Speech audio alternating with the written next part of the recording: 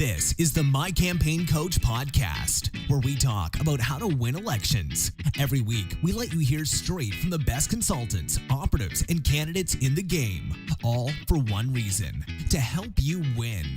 For more information about how we can help you win, visit mycampaigncoach.com. Now, here's your host, Raj Schaefer. Welcome to the How to Run for Office podcast from My Campaign Coach. Thank you all for downloading this week's episode. As I mentioned in last week's podcast, here in year 2 of the How to Run for Office podcast, we're changing things up a bit, and I'm alternating between our standard interview format and deeper dives into specific subjects. I think this is going to be a great way to take a more in-depth look at some of the common coaching problems that I see when I'm working with campaigns, while still keeping a heavy focus on the interviews that you've gotten used to over the last year. That said, y'all have veto power over this change-up. I want to make sure that we're delivering valuable information to help you win elections, and if you have input, advice, or criticism, I want to hear about it. So shoot me an email to Raz, it's R-A-Z, at mycampaigncoach.com, and let me know what you think. Heck, even if you think it's a great idea, give me a shout, let me know what you think of the podcast, and I'll look forward to connecting with you. One of my favorite parts about working in politics is the awesome people that I get to work alongside. Our guest this week is somebody I've worked with for several years, and it's awesome seeing the impact that he's having right now in the Texas State House. Micah Cavanaugh is a native in Kentucky, but he calls New Braunfels, Texas home at the moment. He became passionate about politics at an early age and has consistently worked to further conservative causes, regardless of the state that he's hailing from. Micah spent a couple years working for one of our previous guests, Luke Macias, helping elect strong conservatives across our state, and he now serves as Chief of Staff to Texas State Rep Tony Tintrell. Now, Micah is supposed to help me be getting on his boss here sometime soon, so we'll kind of judge him after the fact by how quickly Tony comes on here, but hopefully that will not be too far in the future. When he's not helping elect conservatives or kill bad legislation in the Texas House, Micah spends a lot of time volunteering on international mission trips, helping spread the gospel to children in places like Russia, Colombia, and Ecuador. Today, we're going to be learning more about his experiences, how he ended up moving from activist to paid work on campaigns, and many of the lessons he's learned on the campaign trail as well as in his work as a legislative staffer. Micah, welcome to the podcast. Thanks, Raz. Appreciate you having me on, and now I have a little more of an incentive to get my boss on here in the near future, so appreciate that as well. You know, I'm a big fan of public shaming, so we'll get him on here soon, hopefully have a wonderful time with him. He's a combat veteran. He's a rock star in the Texas State House, and I'm excited to get some of the wisdom from him to share with these candidates and staffers that are downloading every week. Absolutely. Well, again, thanks for having me on. I'm excited to be here. Well, you're somebody that spent a lot of time in the trenches on both the legislative staff side and the campaign side, and so I really want to kind of draw out some of that information, kind of take that knowledge that you wish that every candidate and every staffer had that you picked up along the way in all these battles you fought, and make sure that our listeners get access to it. And I want to kick us off kind of the same we do every week, every interview, by just having you give us a little bit of background about yourself, kind of how you got involved in politics, your background, and the route that brought you around to working full-time in politics here in Texas. Sure. Well, I grew up in a small town, and I grew up in a family that my dad was a pastor, so I was a PK growing up, and my parents weren't political activists, but they were active locally in what was going on. Like, they knew who was elected and everything, and really got to blame it on them as to how I got involved in politics. My mom made me go down to the local Republican Party headquarters at the age of 12 and was like, "You're going to get involved and you're going to know what's going on and you're going to volunteer." And I was like, "Okay." So I went, and I was a willing participant, and got to meet all the local Republican ladies who worked down there, and they were excited to have somebody young, and interested at that age. And so I would lick stamps and put up signs for local candidates. And by the age of 12 or 13, I knew everybody who was locally elected in my town, which is probably unusual for that age. That was kind of how I got my intro into politics, if you will. Was just that mom and dad saying, "Hey, you need to get involved." I love it. Well, you and I have a very similar story when it comes to that kind of thing, because I started knocking doors for a friend of my parents who's run for state rep at 10 years old. And so I was a preacher's kid, so we've had a lot in common that we've shared over the years, kind of as far as how we got initially engaged in politics. And from there, you stayed active throughout from 12 on. I mean, you stayed active. I did. More and more going through, and were active throughout the state as you were in high school, and then shortly after. And then you kind of took a little bit of a sidebar from politics, kind of go work and actually try to make some money and start a career, right? I did. There's something about making money. It kind of helps you pay the bills, but it's hard to leave what you love to do. And if you can make money and do what you love, that's always a great combo. I actually, when I was back in 2008, I was working and was actually getting paid to work an actual job, I say, but politics is an actual job, I think, too. Right. On some days. I was working a day job, and there was a guy by the name of Fred Thompson who was running for president, and it was the Iowa caucus coming up in 2008. And I loved watching his videos, and I was keeping up with everybody in the race back in the Republican primary back then. And I spent most of my savings in the bank to buy a ticket and donate money and go and work for about a month or so on his race in Des Moines, Iowa, and then traveled around the state of Iowa and did some work there for his candidacy for president. And that was kind of my first big thing I'd ever done politically, aside from volunteering locally in my town. Well, you worked for him for a month, so that means you worked for pretty much the entire campaign, right? Okay, yeah, very funny. Okay, you know what? I was a Fred head, so I'm with you 100%. That was one of those races. No, it was unfortunate that he did not have the excitement that I think most of the people who were working for him and with him in that. But we were hard. If we had been the candidate, I think we would have done a lot better. No offense. No doubt. May he rest in peace. I'm still a big fan of Fred. But anyway, after that, I went down to make money. I moved down to Texas, a state I thought I would never live in, but I got a job offer. I came down to San Antonio area, started working and making money. But I met a kid by the name of Luke Macias who worked for the same company I was in, and we both found we had a love for politics. And so we both were volunteering on local races like city council races, state board of education races in Texas, anybody who was willing to listen to what we thought were good ideas politically. And we were just volunteering and helping out and doing what we could, knocking on doors for candidates and spreading the conservative message for these people that we thought were good people to be in office. Well, and from that relationship, you guys started working together. Obviously, Luke has gone on to be an incredible consultant working with tons of candidates around the state. You worked with him and for him for a couple of years after you guys both left the higher education company you were working for at the time. And you got a lot of exposure to these candidates, and it's kind of part of a really cool chapter in conservative history here in Texas. In that, when you look back 9 years ago, when Luke and you and I were getting involved in a lot of this stuff, we had a much different landscape as far as, especially the state house, state senate for sure.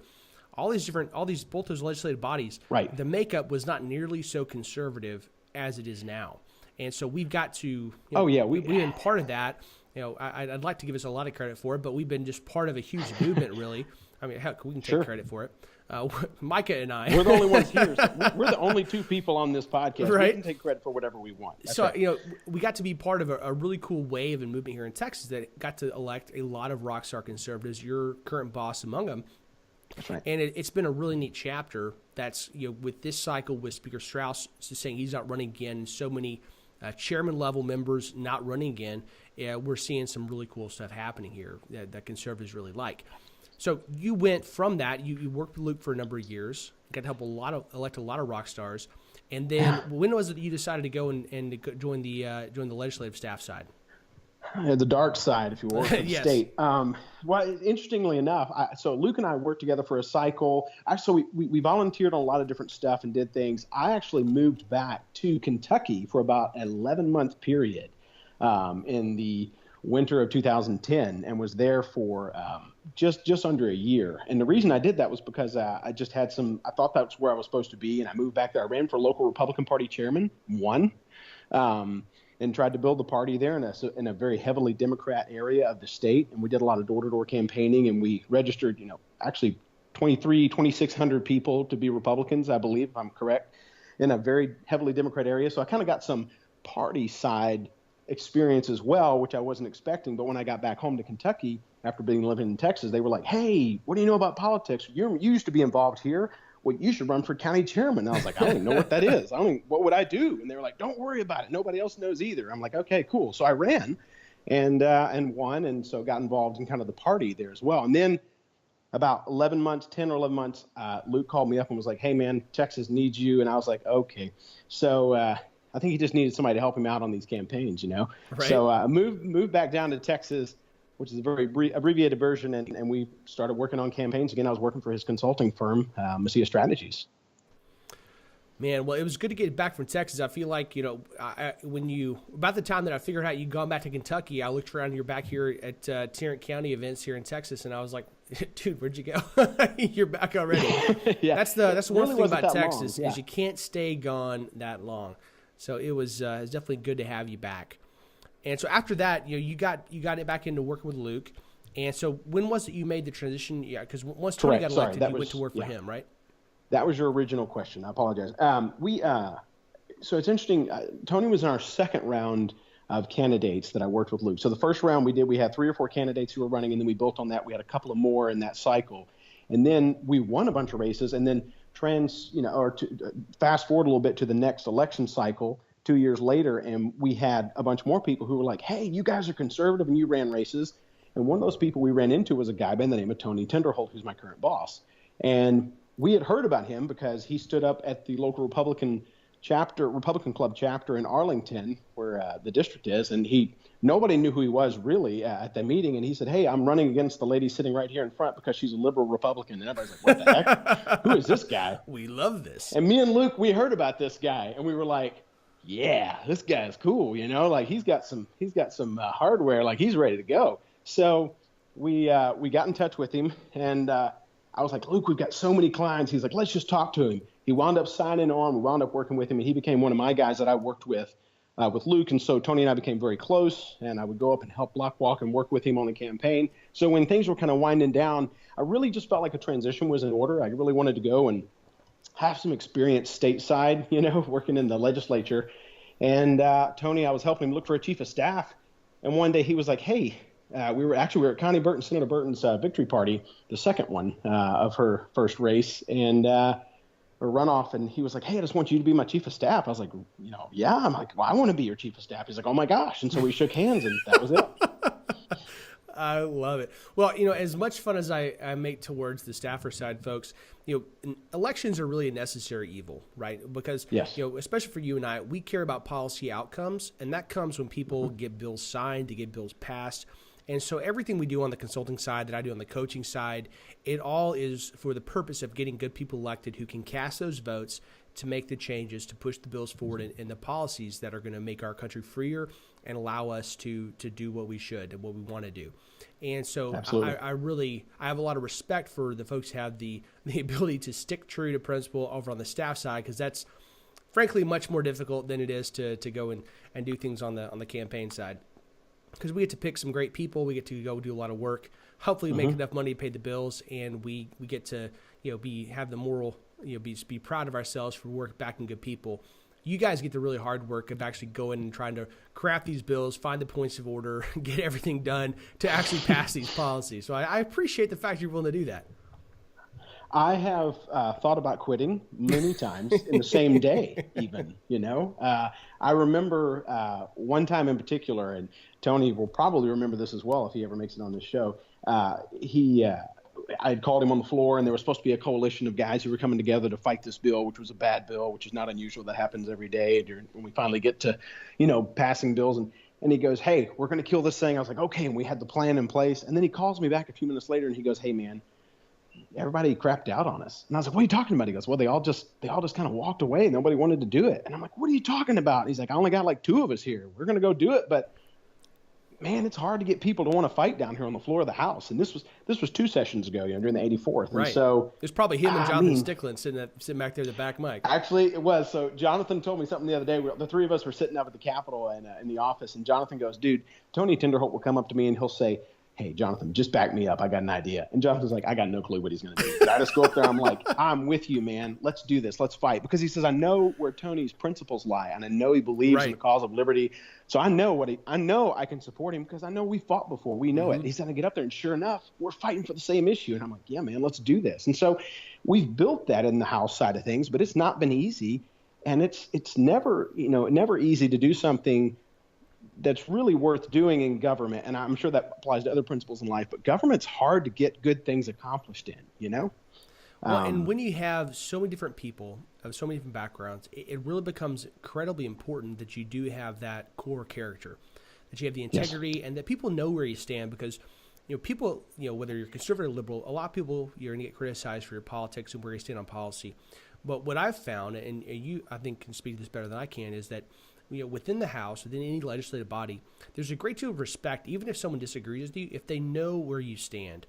And if they believe that you're somebody that actually believes this stuff, it's not just that you're running with the talking point because you think it's popular or can help you get the next rung on the ladder.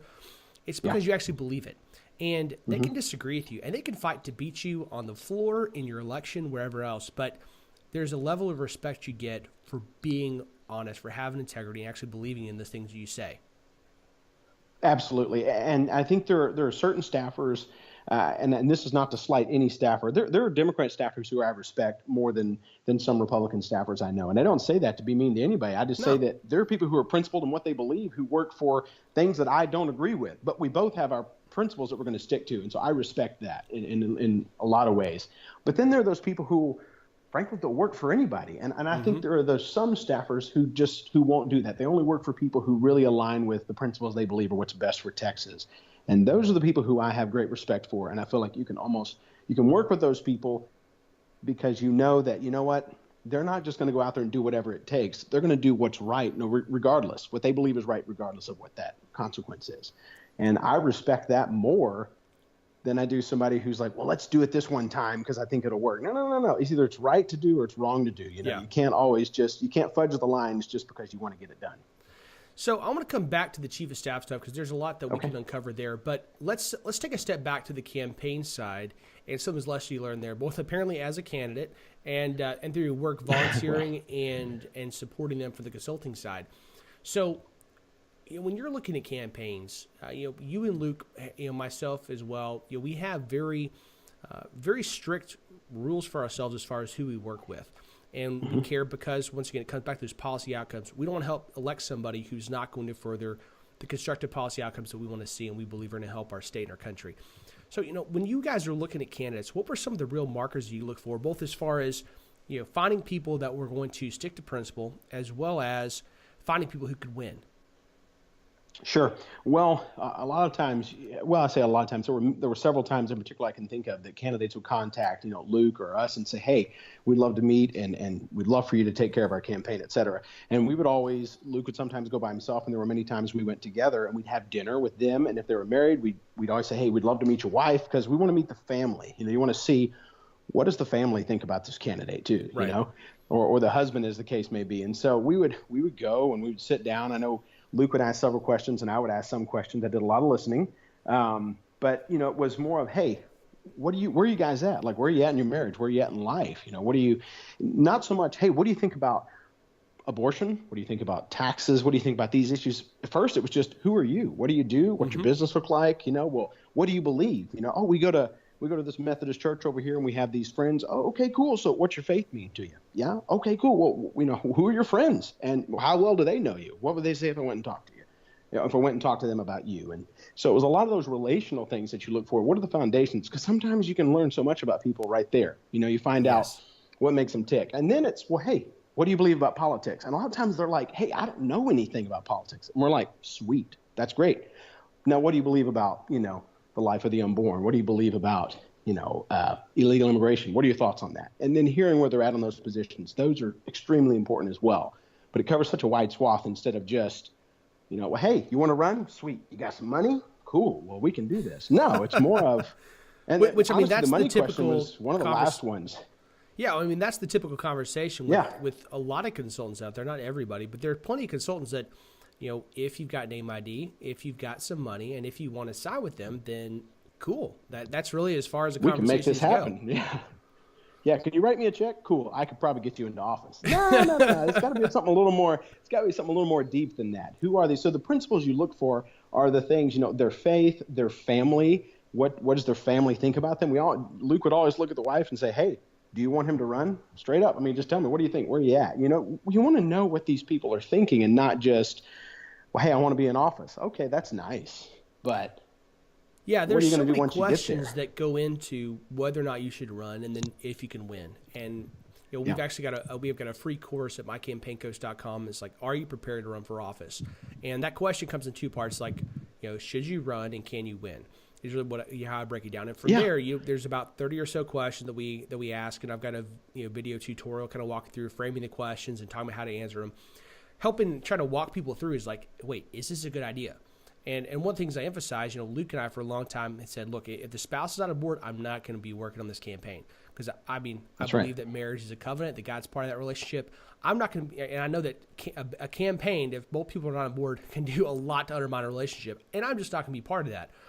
So one of the things that I always emphasize for folks is, look, you need to make it easy for your spouse to say no, don't run, because a lot of people, they you ask them, is your spouse on board? That, oh yeah, I asked her if I could run if she support me, and she said yes. I was like, okay, well, that was a terrible way to ask that question. You ask your spouse if she supports you. Yeah. What spouse is going to say no? Because that just makes them feel like a jackass. So you need to ask it in such a way that it's easy for them to say no. And that means letting them know what this actually means. Frame the question by saying, look, here are all the things people are going to say about me. Here's the amount of time that I have to spend away from our family. Like, let them know actually what this could be like for them, so that if they say yes, that you have their support.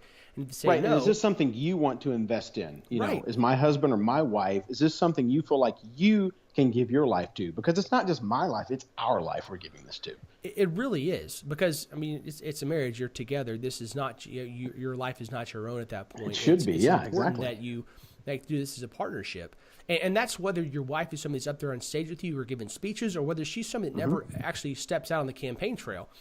And because there's a lot of ways to support as a spouse, whether it's the husband or the wife, or what their role is on the campaign trail. That's secondary to, do they actually support you? Are they all in? And always for me, it has to be there. And I'll tell you another thing I'll mention that has always really impressed me about both Luke and the way you guys work together, and the vetting that you guys put the candidates through, was there was a county commissioner candidate that back in the day when I was doing a lot of my nonprofit work, I couldn't consult with candidates, so I basically just would tell people, hey, well, if you're going to talk to somebody, Luke's your guy. Call him and Micah. And so this guy called up Luke, and they met and everything, and Luke called him back a couple days later and said, hey, man, just want you to know, I'm sorry, but I can't work with this guy. And I was like, okay, well, fair enough. Why? And he's like, well, he's not pro-life. And it had never occurred to me to ask a county commissioner candidate, are you pro-life? But for Luke, that was a very basic question, right? He's like, look, that's right. City councilmen and county commissioners, they run for state rep or Congress or county judge. And, it doesn't matter that they're not in a position right now to have a say as far as legislation relating to abortion or life. They might someday, and I might be helping them get closer to that opportunity. And so if we don't agree on some of these fundamental issues, then I'm sorry, but I can't help you. And that was that's right. You're helping to either support life or not support life, no matter what level. Yeah, exactly. And so that was one of those things that really impressed me, because I felt like I had a pretty good vetting profile for candidates, but yet I had never thought to ask that question of a county commissioner. And that's one of those lessons that stuck with me a lot. And to this day, if Luke says, yeah, this is a good person, I really don't have to ask follow-up questions. You're like, well, they must be on all these issues. Exactly, because he does such a good job working through the issues and doing that vetting process, that once you pass the Luke Macias test, I'm pretty good that I can, in good conscience, work with you, because he's proven himself to be very true to that. So, moving forward with that, so you got these basic questions. You got to figure out if you agree with them on major issues. You got to figure out their spouses on board and kind of where they're coming from and get to know the candidate. And then from there, you kind of get to the can you win side. So when you're looking at that part and analyzing a race, what are some of the big hallmarks you look for in a candidate who can win? Well, and so I'm going to say something that may sound a little bit of a hit on certain candidates, nobody in particular, but just people who think this way. I'm a big believer in that. If you're a Christian and you have a relationship with the Lord, you should be talking with him, and he should be guiding your life. And, when you say, hey, I feel like God wants me to run, I respect that. I think that's a great thing. But a lot of times candidates be like, hey, I feel like God wants me to run for this. I'm like, okay, well, that's a great thing to say, but let's take it and let's actually go. I mean, there is the whole thing of, will this glorify God? Will this honor him? Because if you're just running for yourself and you say, God wants me to run, that's a whole different story from just, God's actually been working in your life and is impressed on your heart to run for something. You know what I mean? There's a big difference. And so when you're looking at somebody, I've seen guys who are like, oh, I want to run for Congress. I'm like, you've never run for anything. And there are two big names right now that are good people. Well, I feel like God wants me to run. Okay, that's great. Why can you not support a really good guy who's already in the race? So it's those kinds of things you look for. Is this somebody who's out for their own glory and their own, namesake, or is it somebody who says, look, I believe in these principles and I feel like this is something that I've been called to do? And then you kind of work through that together. You look for that in them. You look for the principles that guide them, obviously, which get you to that point. So it's always interesting to talk to candidates about that and get their perspective on that, because that's a term that gets thrown around a lot in politics and people who are running for office. Well, God said run for office. Okay, well, Did your wife hear him say that? Because both of you need to know that, Yeah. we need to see who's listening and who's hearing what here, because that's a very high calling when you say God has told you to do something, Well, and I'm with you. As a Christian, I believe that you need to be listening to what God has to say about your life and your direction. But I also I find myself very dubious anytime anybody tells me that's the first reason out of their mouth as far as why they're going to run. And I do ask those follow-up questions like, so why do you think that? Is your spouse feeling the same way? Because, if the wonderful thing about how God operates, as far as my belief as a Christian, is that God really speaks to us a lot of times through our spouses, through our other relationships. And I know for sure that God's not going to do something that's going to help tear apart my marriage. So this is a big friction point there. If my spouse is saying this is a really, really bad idea, okay, then that's not God talking to me. And I think as a Christian, we understand that sometimes it's easy for us to hear things that might seem for a moment like it's God's direction that's not there. So I'll look and say, okay, so you say God's calling you to run. That's cool. That's great. Let's dig in a little deeper. Let's see, okay, so let's look for signs that God's been preparing you for this, that your life has been leading you in a direction where you might actually be able to win, or that there's some other purpose to be served here. But I really want to hear some I want to hear that they actually dug deeper than that. That if they actually heard God's call and they're responding to that by running, then okay, that you should have been doing some certain things. You should have been doing a little bit of research. You should have been talking to people. You should have been acting in a certain way. Hopefully, when I start asking your friends, and this goes for people that feel God's calling it or not, when I start asking your friends, okay, so Mike is running for office. He's running for state rep. There's two ways they could really respond to that. One is to say, oh, heck yeah, Mike is awesome. I'm all in. Of course he's running. He's a great guy for that. And the other one is they can look at me and kind of cock their head and be like, really? Micah? He's running for what? Exactly. And that's that tells you a whole lot. If they can't even conceive of the possibility that that's a serious thing. People's responses about their friends. Yeah, people's responses about their friends or people they know running will tell you a lot about the candidate themselves. Yes. Which I've seen a ton of times. And another thing, Raz, is interesting is when you talk to the candidate who said, God called me to run, I always found it interesting to ask them, and this is getting into not too much, deep theology, but, well, God called you to run, but do you believe that he's called you to win? Because we're gonna run this race. If you think you're going to win and you're just like going to step away from the campaign, that's not good, because you're going to have to work your tail end off. You're going to have to give everything you've got. Mm-hmm. You got to invest personally. You got to maybe put some of your own money in. You got to walk. You got to talk. You got to take your family places. Like, are you willing to do all that stuff? Because it's not a gimme. God may have called you to something, but you got to work for it. He expects you to work for it. So you want to make sure that the candidate, even though they may feel this is what they are supposed to do and this is their calling in life, that's great. But you also got to put in the hard work that's going to keep you up all hours of the night, and you're going to miss, kids' softball games and stuff like that occasionally, and you're going to have to be willing to do that so you can get there. Are you willing to do that? So let's dig a little bit deeper into that. So what are some of the things that you expected out of candidates that you're working with as far as workload, activities? What types of things do you expect of these guys? Did you see that it took to win? Well, I think you have to set realistic goals. And so when especially in the initial conversations you have with a candidate, you don't say, hey, I expect you to walk 1,000 doors a week. No, that's ridiculous, right? I mean, we both know that's, you talk to them, you say, hey, tell me about your family. Do you go to a lot of baseball games for your kids, soccer games? Do you and your wife have date nights? What is it you guys do? Okay, so you're going to be busy with those things.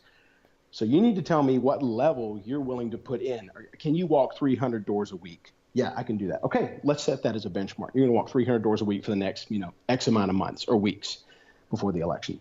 Okay, now I'm telling you, if you want to win, you're going to have to talk to this many people, and you're going to, you kind of lay out what needs to happen, and then you look at what they can do, and you kind of set realistic goals, because you don't want them to have unrealistic goals that they can't meet, and then they fail and they feel like they're not going to get anything done or not accomplish anything. Right. So, hey, I'm not against a candidate, going to Sunday night service with his family or going to a softball or soccer game for his kid on a Friday night because he says he has to.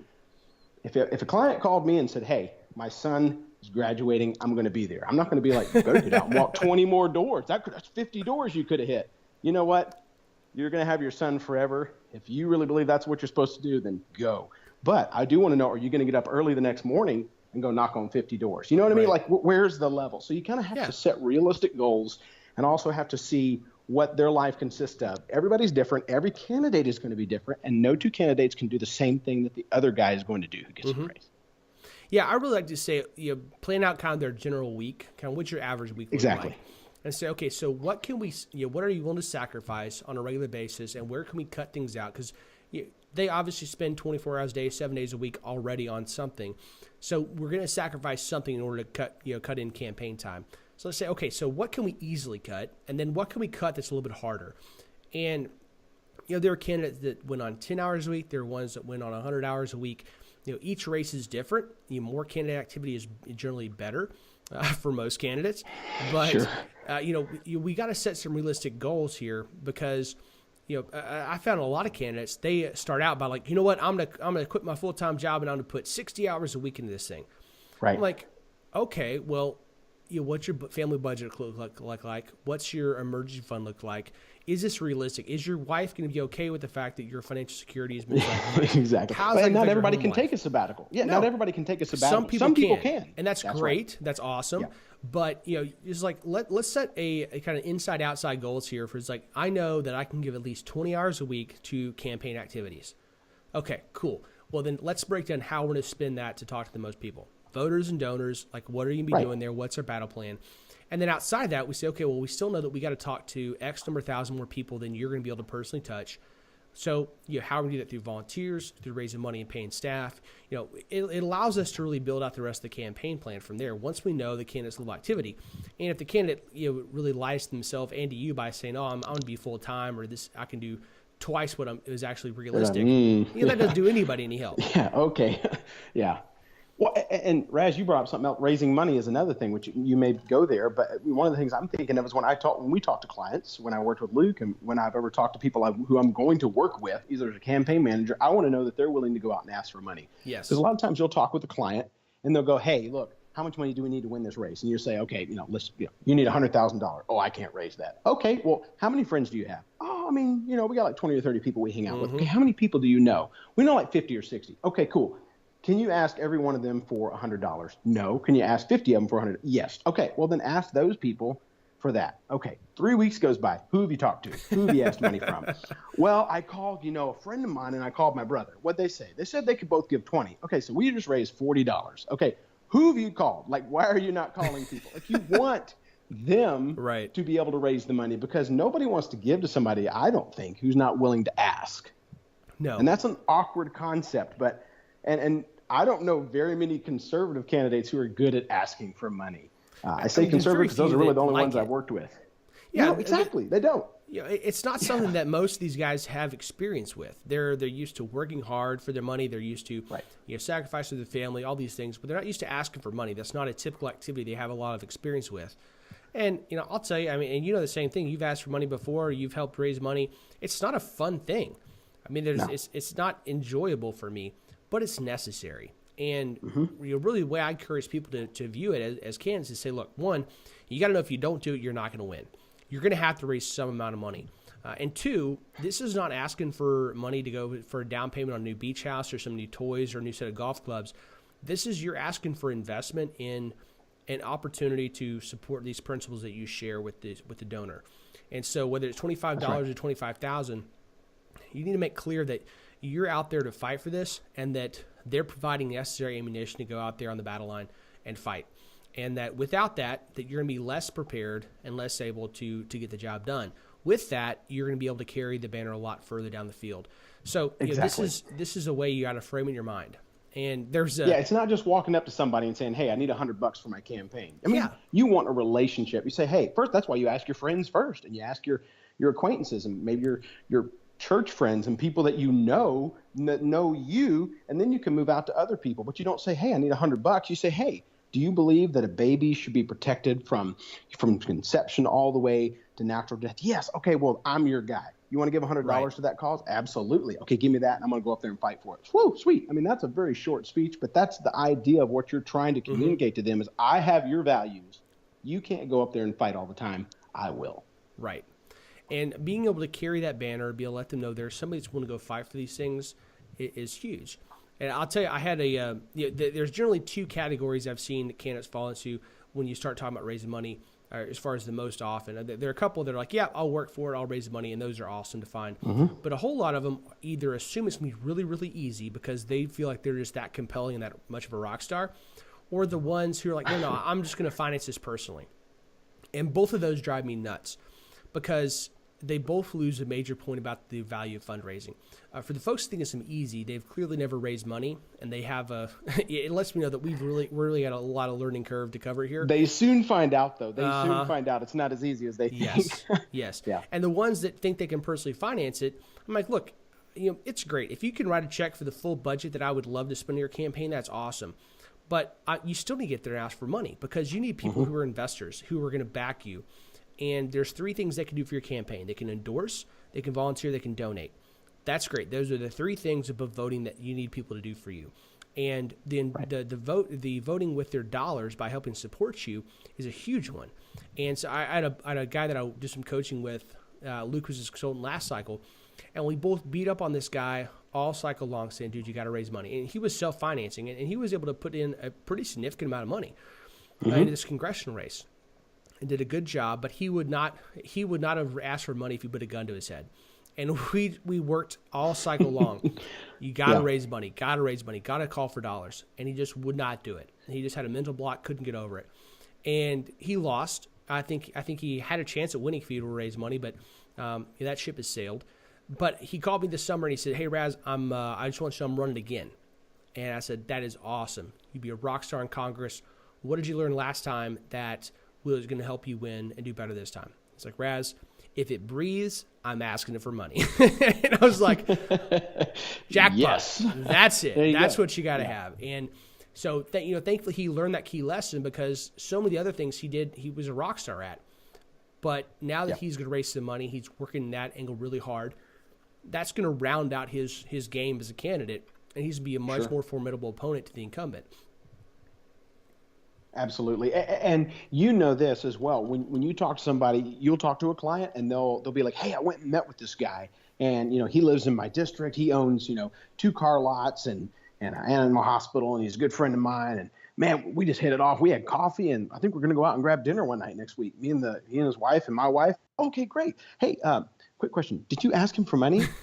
"No, I didn't." "Why not?" "I didn't. I thought about it." "Okay." It's like that. And so you have to keep drilling it into them, because so often for somebody who has those principles, their last resort is to say, "Hey, can I have your money?" They're like, "Nah, I'm going to do this." Right. But you got to ask for money. You got to. And people are going to tell you no. Some will say yes, and that's fine. But you got to ask, because if you don't have at least some, you're not going to be able to pay for the palm cards, for the software, for the campaign staff. And the gas to drive the car. Yeah. It's just not going to happen.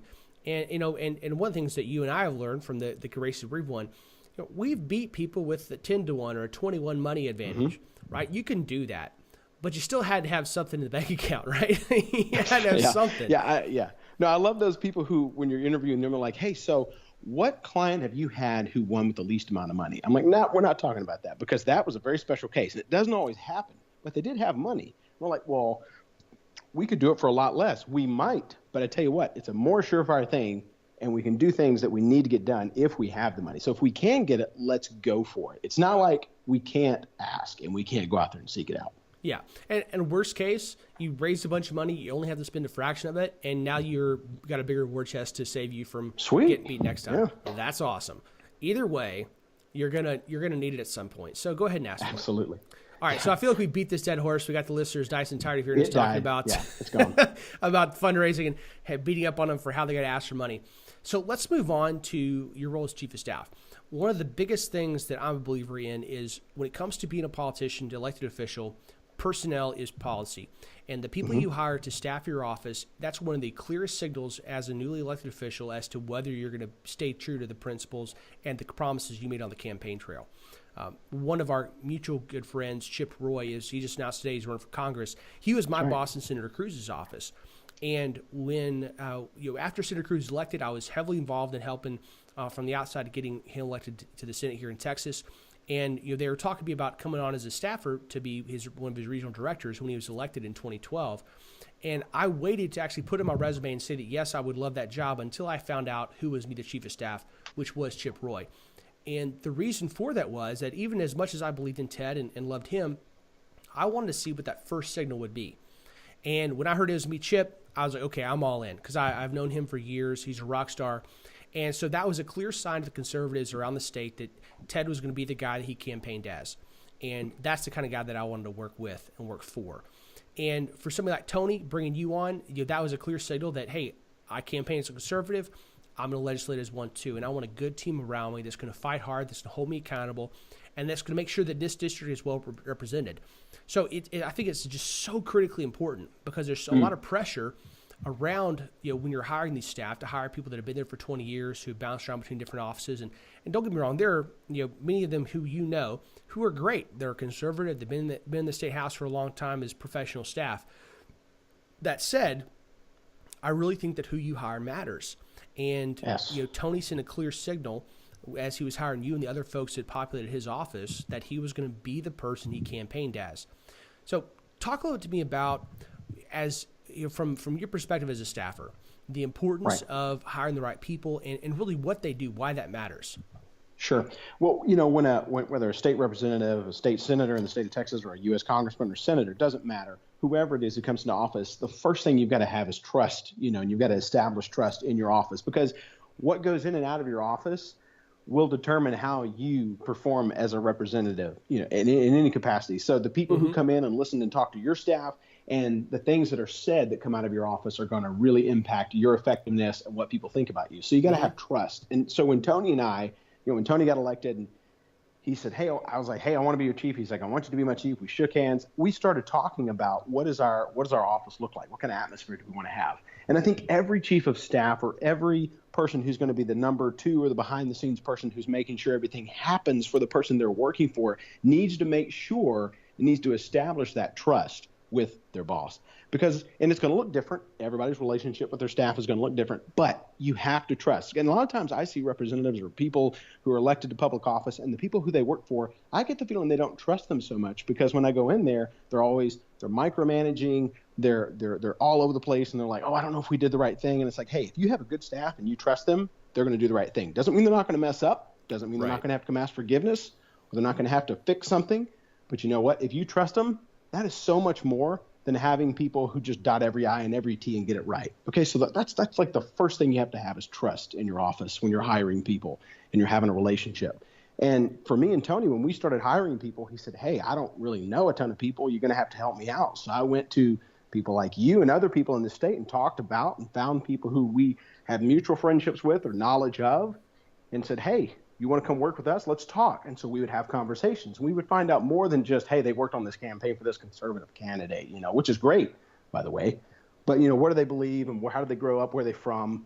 You build a relationship. That way, when you bring them in, you know a little bit more about them and you get to know each other. You're going to spend a lot of time together. You're going to spend a lot of time with your staff, sometimes 24/7 almost, because, there's 2, 3 a.m., 4 a.m. mornings in the office occasionally where you're working and you're reading bills and getting everything prepared for the boss for the next day. So you want to make sure that you trust and you know more about them than just, they vote Republican or they vote Democrat. Whoever you are, whoever's office you're in, you better make sure you know more about them than that, what their party affiliation is, because then you build trust. And I think trust is the most important thing in the office. When I was looking for people, I tried to find people that somebody else I knew either had a relationship with as a friend, or they worked for somebody who was conservative, people who could speak well of their character and, their principles. And that's the most important thing to me. You can learn how to file something. You can learn how to get a file folder and put paper in it, put it in the file. Okay, great.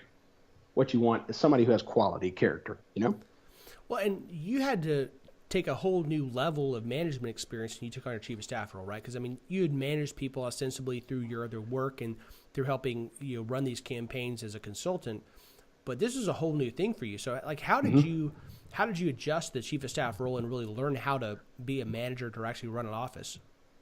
It is like drinking from a fire hose when you become a chief of staff. And a lot of people are like, oh, that's a cushy job. That's awesome. Okay, that's great. But when you walk into the office and you've got a week before session begins and, you don't know where the bathrooms are, or you don't know where the clerk's office is for your particular committee that you wind up getting in about a month or so. Those things matter, and you have to know those things, as well as you have to learn how to lead people and how to channel people's strengths. And that was something Tony, I can say, not to try to get on his good side. I hope I don't have to, but something he taught me very well was that when it comes to people, you have to learn how to listen and how to channel their strengths, find out what their strengths are and point them in the right direction. Right. So that was one of the things I tried to do. along with some John Maxwell books that my dad kept drilling into me. It's like, hey, have you read this? Yes. No, I haven't read that one. Because there are some really good books out there. 21 Irrefutable Laws of Leadership. That was a great book that I read. That's just, man, it gives you some pointers on just how to deal with people and how to be genuine, but also be the boss at the same time. And so it's learning from people who've gone there before you. And it's also drinking from that fire hose and going, okay, well, today I'm just going to do this and we're going to see how the rest of it works. That happens, a lot of times. Well, and you had a boss that understood leadership. Tony, his background in the business world as well as a combat leader in the Army, he knew how to lead people. And he's a good teacher when it comes to helping convey how to lead and organize an office from the top down. It's one of those areas where when you have when the chief of staff and the member have the same weaknesses, you got a real problem. But when you have for sure, when you have a group of people that has complementary strengths and they kind of cover each other's weaknesses, as you guys had, that was a really powerful combination. And so when I'm talking to people about when you're hiring a chief of staff, when you're hiring really anybody, but especially in that kind of a leadership role, make sure that you complement each other well, that you work well together as a fire team. You're able to complement those strengths and weaknesses of one another to make sure that you don't have wide gaps. And so that's, with you not having as much leadership experience in that kind of role, his leadership experience helped kind of cover you and make sure that you were able to have some buffer to learn that and to embrace that role. For sure. And somebody could look out for you and make sure you weren't screwing up on that front. Whereas on the political front, on the policy side, you could help him as well. You could, he was new to that arena. And so you were able to help make sure that he was, he wasn't making mistakes, he wasn't missing something, and able to serve him well in that capacity. And I think a lot of times, and you spoke to this a little bit, when you go to hire somebody, it's easy to just hire somebody who looks good on paper, right? You get a resume and you're like, man, you're qualified, but it is good. And Tony never looked at my resume. I never gave it to him. He just knew who I was. Right. And so I think if you can't know who somebody is and hire them, go to somebody who you trust immensely and say, hey, and it doesn't even have to be somebody who's been involved in politics. One of the best guys at the Capitol that I worked well with, who I think is a great guy and has been just a blessing to work with me, is Chief of Staff Tim Harden, who actually was not in government before he came and worked for his boss at the Capitol. But he works hard and he's awesome and he figures things out and he's confident. And he knew his boss and they were friends before politics, which I think is a huge thing. If you know somebody, and you don't even have to be friends with them before, find somebody that other people trust who's good at leading people or who's good at talking and being involved in people's lives. Bring them in and see if they work, talk it out. Because paper is great, resumes are good, but at the end of the day, you got to work well together. And you got to complement each other. You got to go play on each other's weaknesses and strengths. You are absolutely right. Well, as we're kind of starting to wrap down the episode, let's look back. You're somebody that our listeners, many of them are thinking about being involved in politics as a career, as a staffer, as a campaign operative, and you obviously through your background have taken a pretty interesting road to get there. I feel like all the folks I know that fall in that same category, the roads are all different and they're all kind of interesting. How in the heck they ended up where they're at.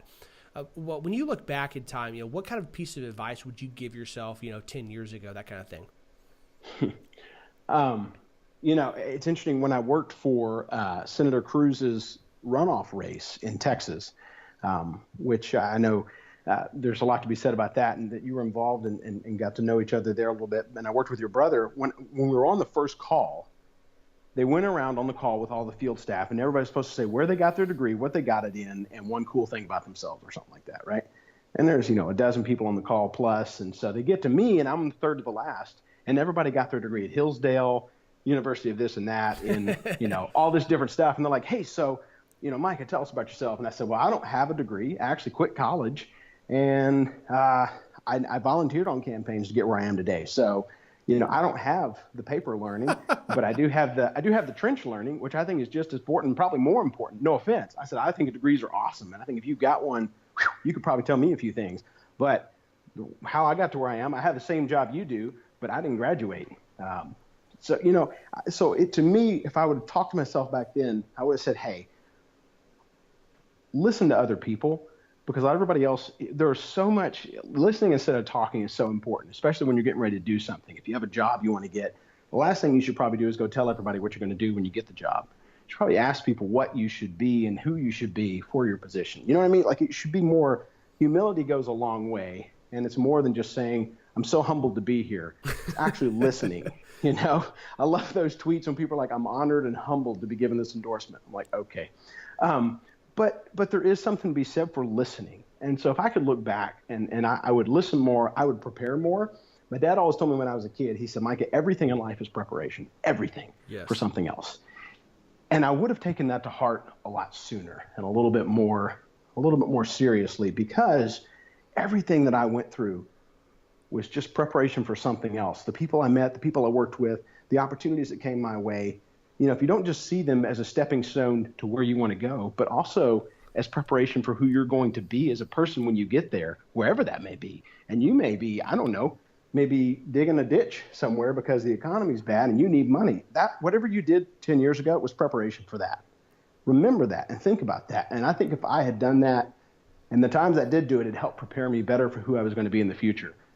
Book learning is important, but listening and learning and reading, there's more to learning than just going to school. Finding things that will actually make you a better person, literature, and getting in the Word. If you're a believer, that's where you should be, first and foremost. So that's what I would tell myself. I think those are both phenomenal pieces of advice. Now, hopefully, we're doing this on the 6th. The 11th is the filing deadline here in Texas. I don't think your boss has a challenger yet. I'm hoping that he will be without one. I'm currently knocking on wood. I tell you, Raz, I don't believe in luck, but I've got both fingers crossed right now and both my toes crossed down here on my finger. I am so holding on that we don't have a challenger. We'll see. I'm very hopeful for that. We'll see come Monday, I guess. Right. But and you'll be able to be out there, hopefully helping some good other guys get elected. But what is it about looking forward to the next legislative session? We'll look at a year and a bit forward. What is it that has you excited about your role as chief of staff and what you're doing there in the state legislature? Well, there's always the opportunity when you're doing something in politics, to look to something else. You want to be the chief of staff for the next big guy who's running, or the campaign manager for the Congress guy who's running, or what have you. But also it's being very excited about where you're at because of what you're doing. Because to me, it's more about what we're accomplishing. So for me, when I look forward, I want to stay with Tony Tinderholt for next session, not just because I don't want to do anything else. There are other opportunities or things you can pursue. I am excited about what's happening. Right now, we have a conservative movement like we haven't seen in Texas in generations, I think. Yes. Way before my time, But back when I was running campaigns with Luke Macias and you and me, and we all got to know each other, there was not the excitement that there is now. There was not the intensity. And we're seeing conservatives being willing to stand up. And we're also seeing people who probably are moderate at best, who are becoming more conservative for some reason because it's more popular. And I say that because I've sat in meetings with people who I know wouldn't normally vote a certain way, but they're talking about what we could do for conservative issues that they weren't talking about before. And when I hear those things and I see those things, I go, man, the 86th, it's going to be intense. It's going to be exciting. Doesn't mean we don't have work to do. We've got so much work to do, which is the other reason I want to be there. I want to be there to fight against those things that make Texas less conservative or tear us down in an economic way or in a social way. I want to be there to help fight for those things, but also there's a movement going on, and it's really exciting to be a part of right now in the House and the Senate, the House especially. And so I'm looking forward to seeing the goals we're going to set and to watching my boss at the back mic again next session, no matter who the Speaker of the House is, holding the people accountable who are calling the shots at a little bit higher level and saying, hey, let's make sure we do the right thing for Texas and not just what's right for us politically or for our careers. Well, I'm also excited about seeing your boss to the back mic and texting you about the points of order or whatever crazy shenanigans he's going to pull back there. It's it's exciting to me to see people like yourself, friends, people that I've known for a long time that are doing good work, that are fighting their good fight. And really, one of the coolest things we haven't got a chance to talk about today, I won't get a chance today, but one of the really cool things you've been able to do is, as somebody that's a conservative, that's got some experience as chief of staff, as we've been getting so many new people in, so many new conservatives in every cycle, you've played a really awesome role helping mentor a lot of these new rookie chiefs of staff and staffers that are coming in to help make sure they know how to serve the boss as well, and really help keep the staff on the right path when it comes to doing the right thing, helping their bosses stay conservative, fight for the right things, and helping really behind the scenes role. And that's been, I think that's one of the coolest things that you've got to do and roles you just kind of fell into. And I really appreciate that work. So it's one of those things that not many people see, but that has immense value for the movement. And when you have those types of relationships within the Capitol among your peers, that bears a lot of fruit for the movement as well as your boss. So thank you for that. Well, it's my pleasure to be a part of the movement in some small way and to meet people and to get to come and talk to people like you and to see those friendships grow. But I appreciate you having me on, Raz. I've enjoyed chatting with you. I have a feeling we could go for 2 hours and we'd still be going. At least might have to pour some drinks to keep talking some more and wet the whistle a little bit. But let's wrap it up with where people can find you online. If they got questions, want to bug you on Twitter, want to reach out to you for advice, where can people find you? Sure, absolutely. I mean, I'm on Facebook at Micah Cavanaugh. It's just Facebook / I believe / Micah Cavanaugh, which if you can spell Cavanaugh without me telling you, then you're doing really well. But Cavanaugh. On Twitter, you can find me at mcavanaughster. It's MCAVANAUGHSTER on Twitter. So I'd be happy to. I don't tweet too much, but that's just so that I stay out of trouble. Very nice. Well, in case people can't spell Cavanaugh, we will include the links to your Twitter, Facebook, and Instagram in the show notes. So if you want to connect with you on any of those or laugh at all your pictures, whatever, we'll connect them with you there. So check out the show notes. You want to reach out to Micah. Really appreciate you coming on today. It's been great. We expect your boss in here shortly, and we hold you responsible for his timeliness in the matter. For all the listeners, thank you guys so much for downloading again. If you got thoughts on our new format, let me know. Raz, R-A-Z, at mycampaigncoach.com. Next week, we'll be back talking me, just kind of diving deep on some kind of campaign subject. If you got feelings on what that should be, ping me on Twitter or Facebook. You know where to find me, and we'll look forward to talking to you guys again next week. Please subscribe and rate us on iTunes to help spread the word. We'll be back with you next week with more campaign insights from My Campaign Coach.